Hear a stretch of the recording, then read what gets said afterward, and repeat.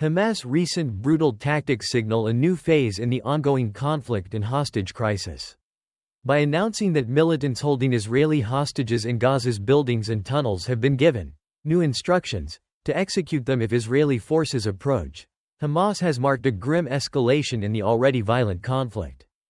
Exploiting the surge of public outrage in Israel over Prime Minister Benjamin Netanyahu's failure to rescue the remaining hostages, Hamas released a graphic comic-style image depicting a kneeling figure threatened with a gun, followed by a video featuring Eden Yerushalmi, a 24-year-old bartender from the Nova Music Festival, who is among 6 hostages allegedly shot at close range while in Hamas custody last week before Israeli troops could intervene.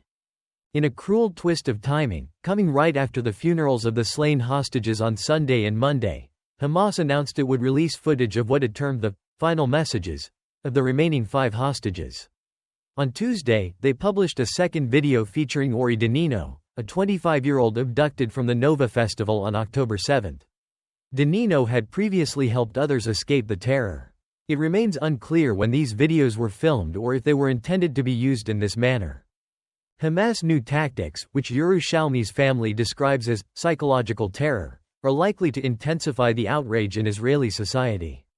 Protests have erupted in multiple Israeli cities over the last 3 days, with protesters accusing Netanyahu of sacrificing Israeli citizens to keep his job despite threats from right-wing coalition members to overthrow the government if the war is declared.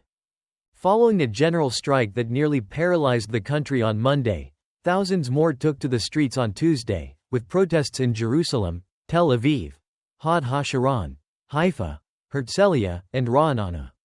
In Tel Aviv, some of the largest gatherings took place outside the Begin Gate of Kiryat, the military headquarters, where a designated area allowed demonstrators and hostage families to assemble. Video footage captured street fires, police efforts to extinguish the flames, and protesters demanding the release of the hostages held in Gaza. The police later reported the arrest of 3 individuals suspected of rioting. It remains uncertain whether such public displays of anger will prompt Netanyahu to alter Israel's strategy in the Gaza conflict. Some analysts suggest that, unlike earlier in the conflict, Hamas might no longer believe that holding hostages gives them leverage over Israel. Hamas spokesperson Abu Obaida stated on Monday evening that the new instructions followed an incident in Nuseirat, referring to an Israeli Defense Forces operation in June that rescued 4 Israeli hostages from a refugee camp in central Gaza.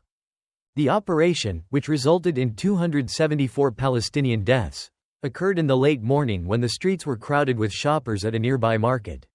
Some captors were killed, and the IDF successfully rescued the hostages unharmed, diminishing Hamas' negotiating power with Israel. Since then, the IDF has rescued another hostage, Farhan al-Qadi, 52, a Bedouin Israeli citizen recovered from a Gaza tunnel last week. When Hamas took about 250 people hostage from southern Israel on October 7, they thought they could use them to negotiate a prisoner exchange, according to Mustafa. Although an exchange deal was made as early as November, no further agreement has been reached after 10 months.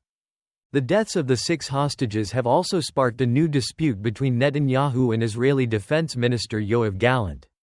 Reports indicate that the 2 men clashed over whether the Israeli military should withdraw from the Philadelphia corridor, a 14-kilometer, 8.7-mile stretch of land along the Gaza-Egypt border, as part of any ceasefire agreement.